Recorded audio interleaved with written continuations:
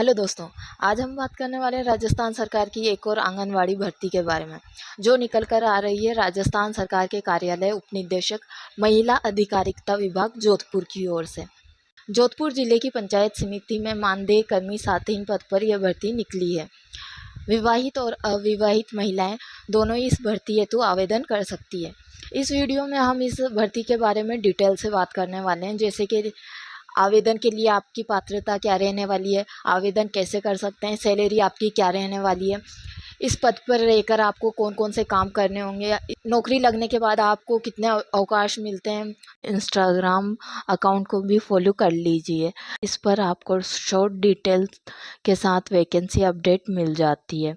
यही नहीं, वैकेंसी की लास्ट डेट एंड होने से पहले आपको यहाँ पर वैकेंसी अलर्ट भी दिया जाता है, ताकि आप गलती से भी किसी वैकेंसी का फॉर्म भरने से नहीं चूक। तो अगर आप इसके लिए इंटरेस्टेड हैं तो एक बार इस वीडियो को पूरा ध्यान से ज़रूर देखिएगा। तो चलिए शुरू करते हैं। सबसे पहले हम जानते हैं कि आवेदन करने की आपकी पात्रता क्या होगी, यानी कि आवेदन करने के लिए आपको कौन कौन से दस्तावेजों की ज़रूरत यहाँ पड़ने वाली है। तो सबसे पहले यहाँ आपका ग्राम या वार्ड का स्थानीय निवासी होना आवश्यक है, यानी कि जिस ग्राम पंचायत के क्षेत्र में आंगनवाड़ी केंद्र आता है आपको उसका स्थानीय निवासी होना ज़रूरी है। विधवा महिला या तलाकशुदा महिला है तो उसे ससुराल और पियर दोनों ही स्थानों का स्थानीय निवासी माना जाएगा। स्थानीय निवासी होने का आपको प्रमाण पत्र देना होगा। इसमें आप मतदाता पहचान पत्र, राशन कार्ड, आधार कार्ड, मूल निवासी प्रमाण पत्र या आपका जो ग्राम विकास अधिकारी या सरपंच है उनके द्वारा जारी प्रमाण पत्र भी आप दे सकते हैं। इनमें से 2 दस्तावेजों की फ़ोटोकॉपी आपको आवेदन पत्र के साथ जमा करानी होती है। करने की दूसरी शर्त होगी, आवेदनकर्ता महिला के घर में शौचालय हो और उसका नियमित रूप से उपयोग किया जाए। आवश्यक नहीं है कि वैवाहिक महिला ही इसके लिए आवेदन करें। अगर आप अविवाहित हैं तो भी आप इसके लिए अप्लाई कर सकते हैं। न्यूनतम शैक्षणिक योग्यता आपकी यहाँ 10वीं पास रहने वाली है। आयु की बात करें तो अगर आपकी न्यूनतम आयु 21 वर्ष है और अधिकतम आयु 40 वर्ष है तो आप इसके लिए अप्लाई कर सकते हैं। अगर कोई महिला अनुसूचित जाति, जनजाति, विधवा या तलाकशुदा या अन्य विशेष योग्यजन में शामिल है जो यहाँ पर बताए गए हैं, तो उनके लिए अधिकतम आयु 45 वर्ष निर्धारित की गई है। अगर कोई महिला विधवा है तो उसे प्रमाण पत्र के रूप में अपने पति की मृत्यु का प्रमाण पत्र देना होगा और आवेदन में पूर्ण विवाह नहीं करने की घोषणा करनी होगी। अगर कोई महिला परित्यक्ता या तलाकशुदा है तो उसे न्यायालय से जारी डिक्री या आदेश की फ़ोटोकॉपी आवेदन पत्र के साथ जमा करनी होगी। इस भर्ती में आपको श्रेणी के अनुसार आरक्षण भी देखने को मिलता है। जिन आंगनवाड़ी केंद्रों के कवरेज क्षेत्रों में जनसंख्या का 50% या अधिक अनुसूचित जाति, जनजाति, अल्पसंख्यक वर्ग का है तो उन केंद्रों में उसी वर्ग की महिला का चयन किया जाएगा। यानी आपके गांव में अगर कोई महिला है जो इसके लिए अप्लाई करती है और उनकी जनसंख्या, उनका जो वर्ग है उनकी जनसंख्या का 50% से अधिक आपके गांव में निवास करता है तो उस महिला को वरीयता इस भर्ती में पहले दी जाएगी। अगर आप नॉन क्रीमी लेयर पिछड़े वर्ग से हैं तो आपको इसके लिए प्रमाण पत्र आवेदन पत्र के साथ जमा कराना होगा, जो कि 3 वर्ष से अधिक पुराना नहीं होना चाहिए। अगर ये 3 वर्ष से अधिक पुराना होगा तो मान्य नहीं होगा। यानी कि आपका जो प्रमाण पत्र है, अगर आप नॉन क्रीमी लेयर से आते हैं तो आपका प्रमाण पत्र अप्रैल 2023 से पहले का नहीं हो। अगर आप पिछड़े वर्ग से हैं लेकिन नॉन क्रीमी लेयर में नहीं आते हैं तो आपका प्रमाण पत्र केवल 1 वर्ष के लिए मान्य होगा।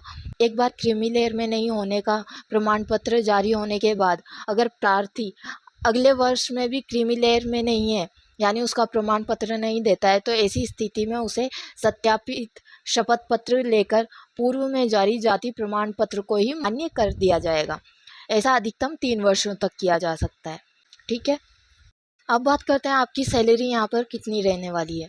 तो नोटिफिकेशन के अनुसार साथिन जो एक राज्य कर्मचारी नहीं होकर मानदेय सेवाकर्मी है, ग्राम पंचायत पर दी जा रही सेवाओं के लिए इन्हें मानदेय दिया जाता है। मतलब कि आपको सैलरी यहाँ पे मिलने वाली है लेकिन उस सैलरी को यहाँ पे मानदेय बोला जाएगा। मानदेय मतलब कि जो स्वैच्छिक सेवा होती है या फिर कोई विशेष कार्य के बदले में दिया जाने वाला एक पारिश्रमिक होता है, तो वह आपको यहाँ पे मिलने वाला है। लेकिन यह कितना होगा इसके बारे में साफ साफ नोटिफिकेशन में नहीं बताया गया है, लेकिन हाँ सैलरी आपको यहाँ मिलने वाली है। अब जानते हैं कि इस भर्ती में आपका चयन किस आधार पर किया जाएगा। इसमें बता रखा है कि विधवा को भी वरीयता दी जाएगी, जो कम उम्र में विधवा हो गई हो, तलाकशुदा में जो कम उम्र में जिसका तलाक हो गया हो उसे दी जाएगी। अधिकतम आयु वाली जो महिला है उन्हें यहाँ पे वरीयता दी जाएगी।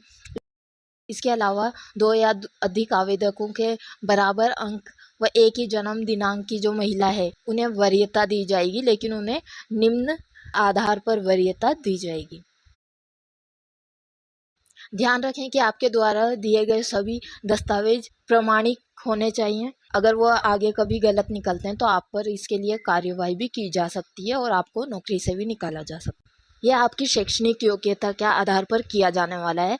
जैसा कि इसमें प्रथम वरीयता दी जाएगी स्नातकोत्तर में प्राप्तांक हो, स्नातक में प्राप्तांक हो, या फिर 12th में प्राप्तांक जो है उस पे, या फिर 10th की मार्कशीट में आपके जो नंबर है उस पे, मतलब क्रम अनुसार आपको वरीयता दी जाएगी।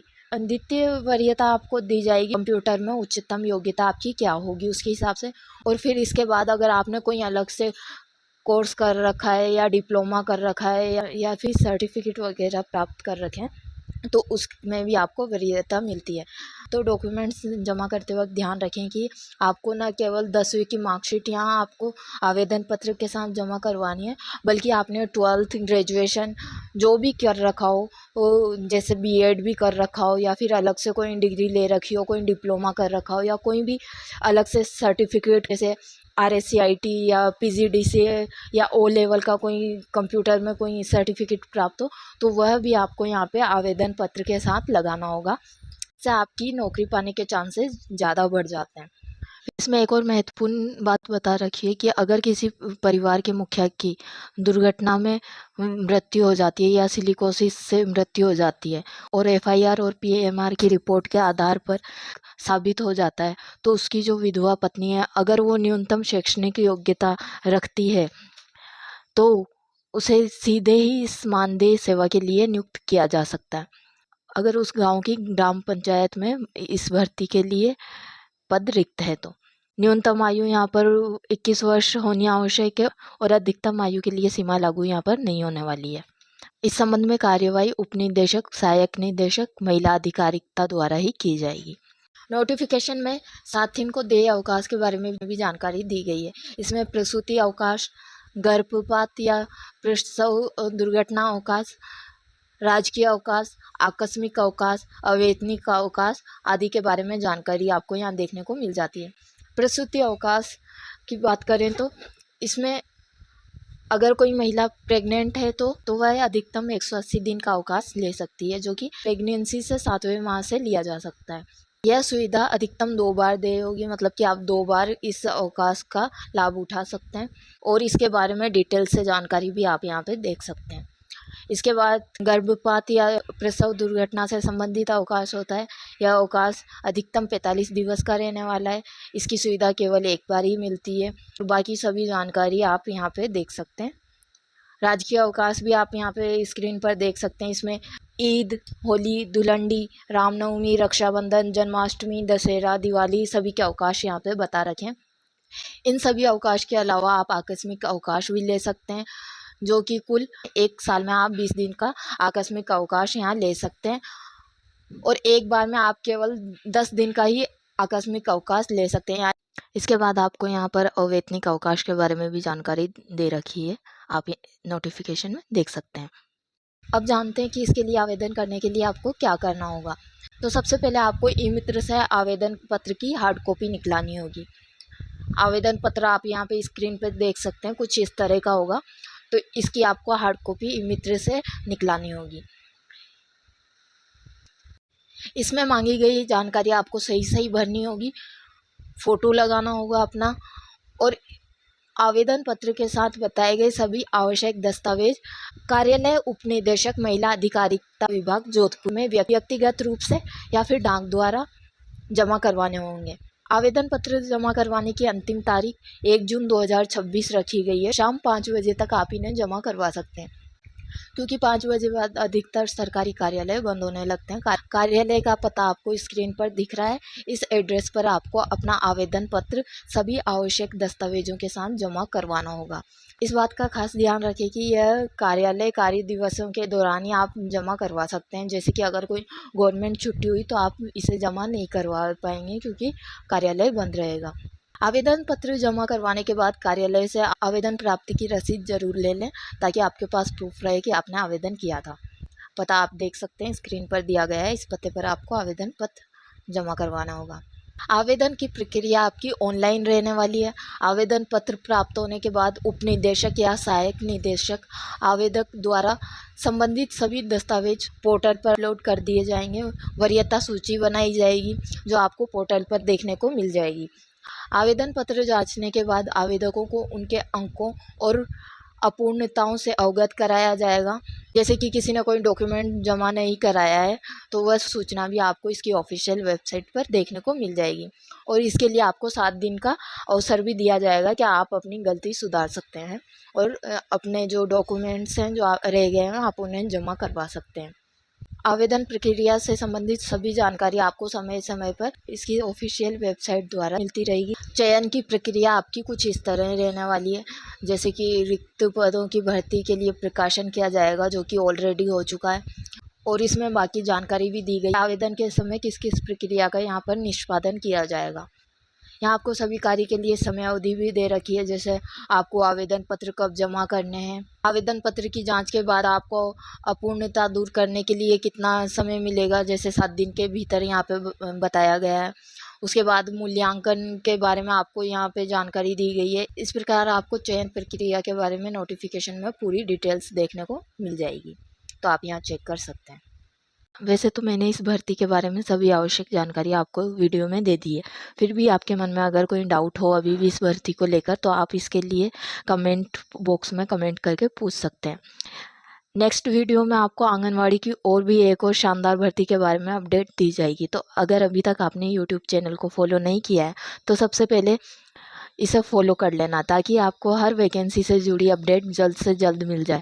यहाँ पर आपको ऑनलाइन ही नहीं बल्कि ऑफलाइन वैकेंसीज़ के बारे में भी जानकारी दी जाती है, जिसके बारे में बहुत ही कम लोग जानते हैं।